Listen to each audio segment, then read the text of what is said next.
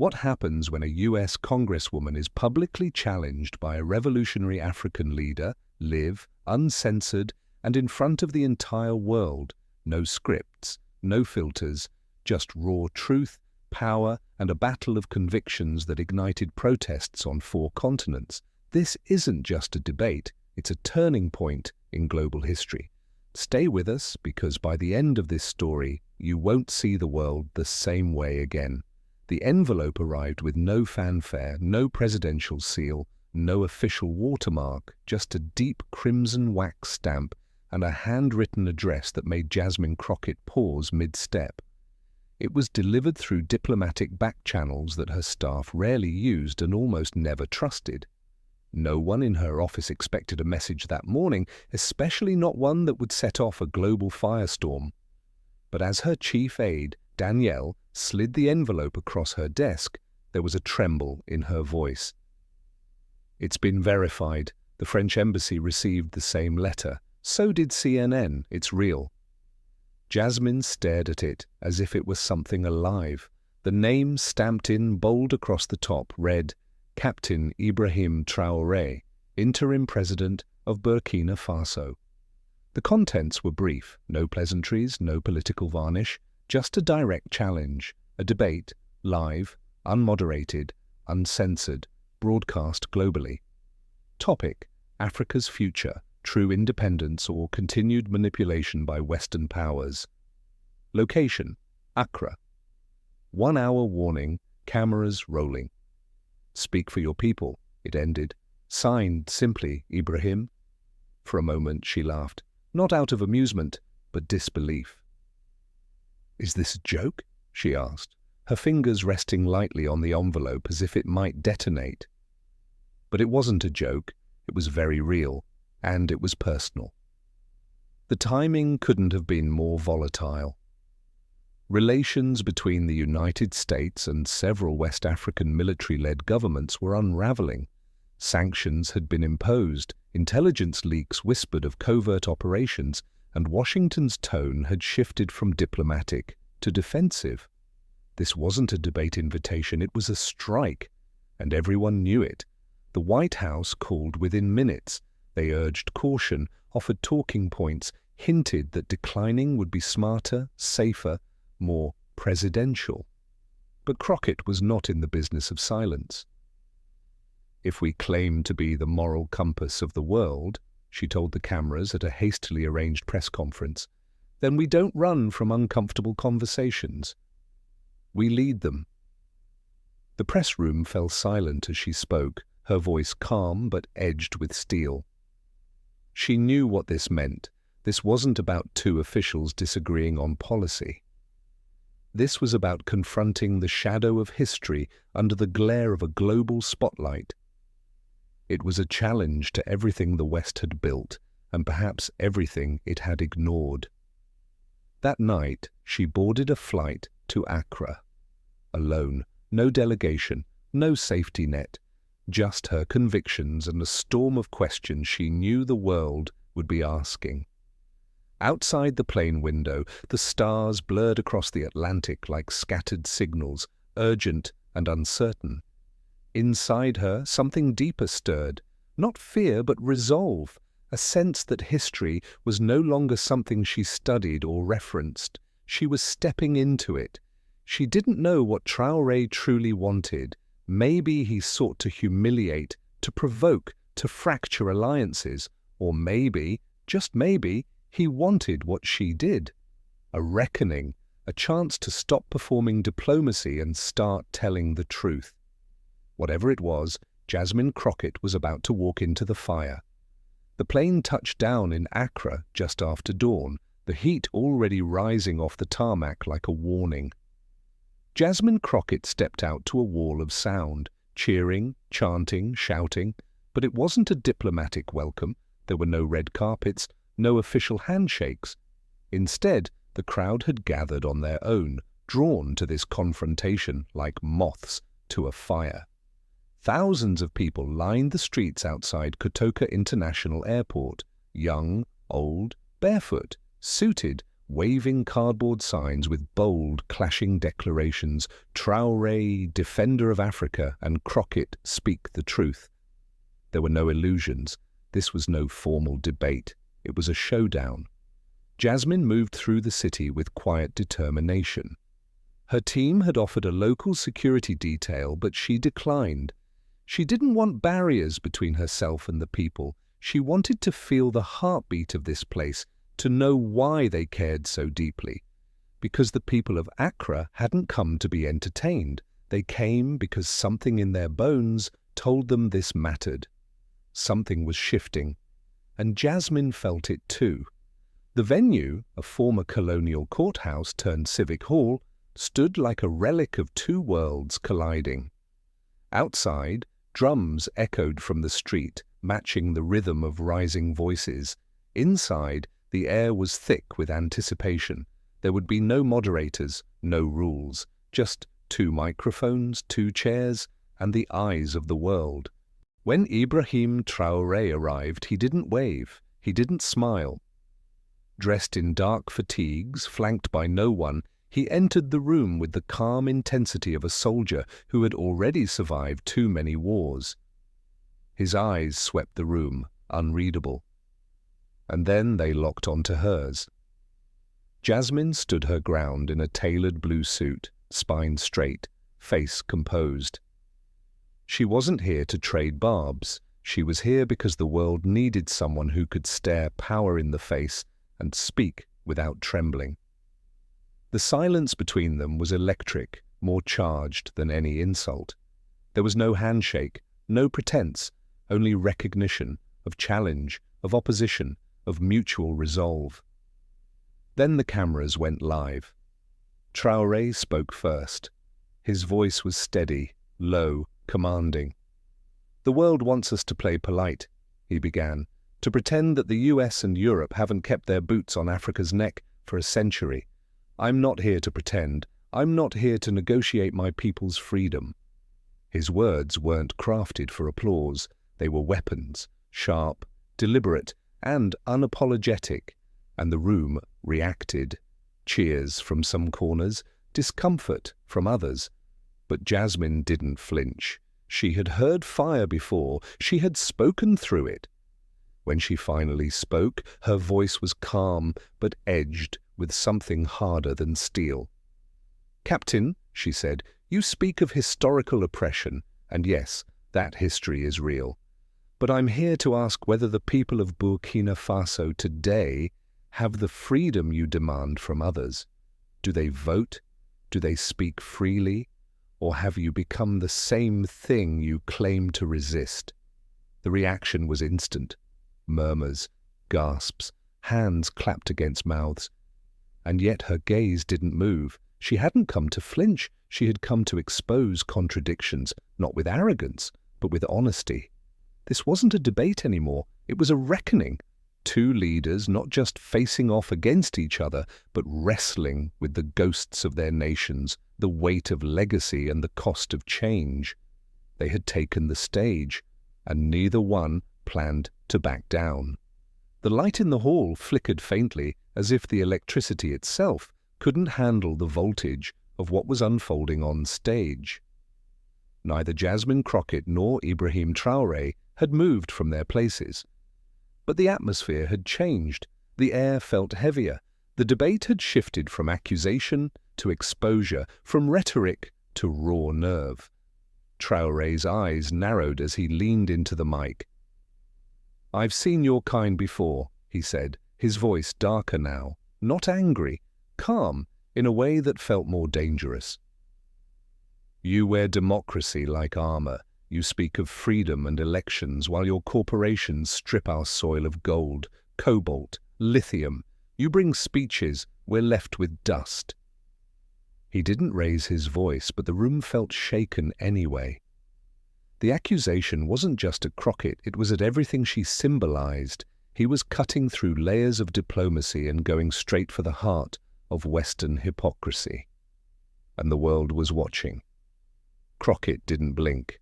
She had spent years in courtrooms, years under fire. But even she could feel the heat of this moment rising. Her fingers tightened slightly on the microphone as she leaned forward. "If you're truly for the people," she said slowly, carefully, "why silence the press? Why ban protests in Ouagadougou when they speak against you? You say you're fighting colonialism, but you govern like a strongman. What's the difference between a foreign occupier and a domestic dictator?" The reaction in the hall was instantaneous. Some clapped, some booed, others stood frozen, breath held. But everyone understood this was no longer just a war of ideas. It was personal, human, alive. Traoré stood now. He didn't shout, but when he spoke, his voice hit like a drumbeat in the chest. "Because I am at war," he said, as if confessing something sacred. "And when you're at war, you don't hand microphones to chaos. You build unity, or you die. I won't let foreign-backed division destroy us again." Crockett stood too. There was no moderator left to contain this moment, just conviction on two legs, facing its reflection. And then came the move that would redefine everything. Her aide, seated just off stage, passed her a note. She didn't read it immediately. She let the room still. Then she raised a manila envelope to the cameras. "I have documentation," she said, her voice no longer just a politician's, it was a truth-teller's. "3 months ago you met secretly with Wagner Group operatives. You negotiated weapons in exchange for silence. You cry imperialism, but in the shadows you trade with mercenaries." Flashbulbs exploded. The crowd roared, divided and feral. This was no longer debate, it was dissection. Traoré didn't look away. He let the fire wash over him and then did the unthinkable. He laughed. Not out of mockery, but exhaustion. His voice dropped, almost a whisper into the mic. "Is this the part," he said slowly, "where the Empire calls me a hypocrite because I refused to die unarmed?" Then he lifted his chin and spoke not to her, but to the world. "Expose me, show the battlefield, show the world how small nations must choose between colonizers and mercenaries, and still we stand alone." The audience was dead silent. Even the translators in their booths paused. He wasn't denying it. He was reframing the entire fight. In his eyes, it wasn't betrayal, it was survival, and his framing struck deeper than policy or proof. This wasn't about corruption anymore. It was about the impossible choices that nations on the edge are forced to make, and the cost of being misunderstood by those who've never had to make them. Crockett stared at him, shaken not by the denial, but by the brutal honesty. The weight of his words settled not just in the room, but in her chest. For the first time, she wasn't sure what to say next. And far beyond the walls of that hall, cities were beginning to stir. Protesters took to the streets in Nairobi, Lagos, Atlanta, and Paris. The hashtag number sign Truth in Accra began trending globally. This wasn't just a moment anymore, it was a movement breaking through the cracks of an old world, and no one knew where it would lead next. Outside the courthouse, the sun had begun its descent, casting long shadows across the crowded streets of Accra. But the people weren't going home. In fact, the numbers had only grown. What started as spectators had become something else entirely, an uprising of awareness. Protesters spilled into Independence Square, waving flags, hoisting handmade signs, chanting in English, French, Hausa, and more. A single phrase appeared again and again, scrawled in red on sheets, painted on walls, printed on T-shirts. No more puppets, no more masters. News networks tried to keep up, but the story had outpaced their headlines. It wasn't just about Ibrahim Traoré or Jasmine Crockett anymore. It had evolved into something rawer, a collective realization that the world was shifting beneath their feet. Cities across Africa lit up with solidarity protests: Dakar, Nairobi, Kinshasa, Johannesburg. In Harlem, students at a public university marched with banners that read, respect Africa, respect truth. In Paris, demonstrators clashed with police outside the French Senate. Inside the hall, Jasmine glanced at the monitors as the feed from outside flickered into view, thousands chanting not for one side or another, but for something that didn't yet have a name. Her heart beat faster. She hadn't come to lead a revolution, but now the people outside were treating her presence as something larger. She felt the weight of it, not ego, but responsibility. She turned to Traoré, who stood stone still, watching the same footage unfold. The drums, the feet stomping, the unified voices. It wasn't noise, it was clarity. She adjusted her mic and looked him straight in the eye. "You say you're at war with the lie," she said, her voice quieter now, not less confident, but deeper.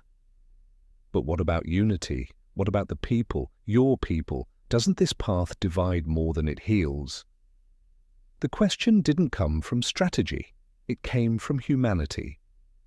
From the part of her that still believed in dialogue, in building bridges even after they've been burned. Traoré's jaw tensed. There was no deflection this time, no fire, just a pause. When he finally spoke, his voice was low, solemn. "Unity under what?" he asked. "A handshake with the hand that holds the whip." "No, Congresswoman, unity must be earned, not demanded." The room shifted again. What had been a fight now resembled something more tragic. Two people who weren't enemies, yet couldn't meet in the middle. Not because they didn't want to, but because the history behind them wouldn't allow it. Behind the stage, technicians whispered into earpieces. Security watched nervously as crowds pressed closer to the building. There was a sound, distant but rhythmic, that began to pulse through the floor. A chant building like a drumbeat, "We hear you, we are you." Then, as if on cue, every screen in the building broadcast a live shot of the square outside. The people weren't just gathered, they were singing. Voices rising in harmonies from all directions.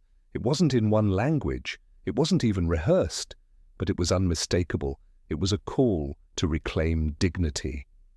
Jasmine felt her throat tighten. She wasn't here to win, she was here to witness. Traoré didn't move, but something shifted in his eyes, just slightly. The hardened certainty gave way to a flicker of something else, not doubt, but recognition, of pain, of purpose, of the cost they were both carrying. The moderators had long disappeared from the frame. The cameras stayed rolling, but no one was directing the moment anymore. It was alive, unwritten, and somewhere deep in the crowd, a child no older than 10 stood on a crate and shouted into a borrowed megaphone, "We are not waiting anymore!"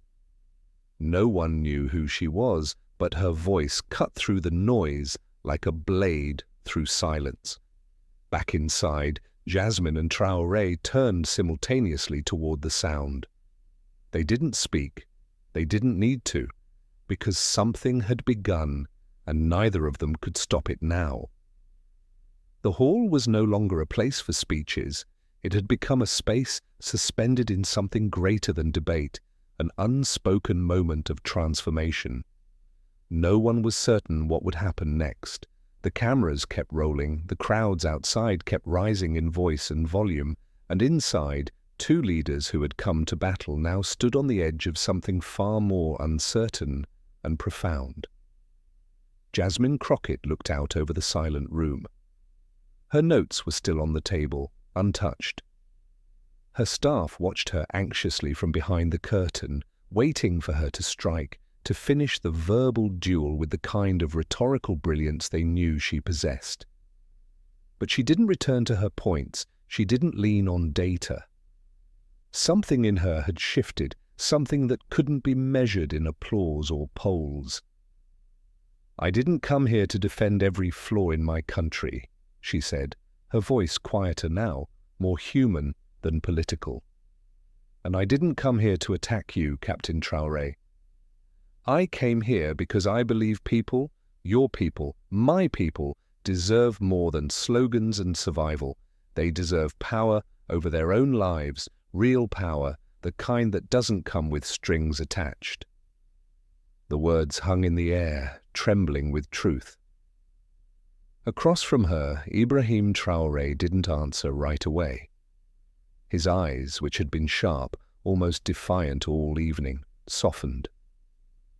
He walked to the front of the stage slowly, looking not at her but at the audience, and then toward the live feed screens where thousands of people filled the streets outside. "We have been waiting for centuries to be heard," he said, voice calm but resonant. "And we've shouted, we've marched, we've bled, but still our voices are translated, filtered, diluted, until now." He turned finally to Jasmine. "Tonight, for the first time, we spoke for ourselves, without a Western interpreter, without apology. That is freedom." There was no thunderous applause, just silence, deep, aching silence that vibrated with realization. Not everyone agreed, not everyone understood, but no one could deny that something had broken open. Backstage, Jasmine's communications director handed her a new briefing, full of messages pouring in from around the world, from student coalitions in Chicago, from market women in Lagos, from refugee camps in Chad, from tech hubs in Nairobi. They weren't all praising one side or the other. They weren't all political. Many simply said, "We finally felt seen." The debate hadn't ended with a winner. It had ended with a mirror held up to a world that had long chosen comfort over confrontation. In the days that followed, global institutions began to shift. The UN called for new frameworks on Africa-West relations. Universities began rewriting their international policy curriculums, using the debate as a core case study. In the US, a bipartisan task force was launched to evaluate America's engagement with the Global South. In Burkina Faso, Traoré announced a public referendum, his first concrete gesture toward democratic reform. And somewhere in the middle of it all, Jasmine Crockett stood on the steps of the Capitol and was asked by a young journalist, "Do you regret going?" She paused for only a second. "No," she replied. "I regret that it took so long for someone to ask the questions." In a world obsessed with dominance, both she and Traoré had done something far more dangerous. They had made people feel, think, choose. As for the people in the streets, those who sang, marched, protested, and demanded, they didn't wait for official declarations. They had already chosen, and what they chose was truth, raw, complex, imperfect, but finally unfiltered. Outside the courthouse in Accra, the child with the megaphone returned the next day, this time with a handmade sign that read, "We are writing the future now." And she wasn't wrong. The debate that began as a diplomatic confrontation ended up doing what years of summits and sanctions never could. It cracked open the old order. It gave people permission to demand a new one. It didn't just change everything, it started everything. In a world often drowned by noise, distraction, and political performance, the story of Ibrahim Traoré and Jasmine Crockett reminded us what it truly means to speak with purpose. What began as a shocking diplomatic challenge, a live, unscripted debate between a West African military leader and a US Congresswoman, quickly evolved into something far more powerful. It became a moment of reckoning, one that tore through diplomatic conventions, shattered media expectations, and forced the world to stop, listen, and feel. Jasmine Crockett, armed with her voice and convictions, stood not as a perfect politician, but as a truth-seeker. She entered the arena in Accra with no promises, no playbook, and no intention to perform. She spoke because silence, in that moment, would have been complicity.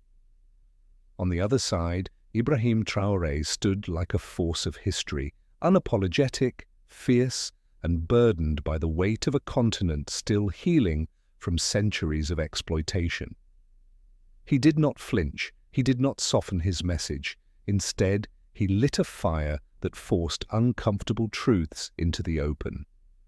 Together they didn't just argue, they exposed, they unearthed, and, more importantly, they listened, not necessarily to each other's ideologies, but to the rising cries from the streets, from the people across nations who had long been unheard.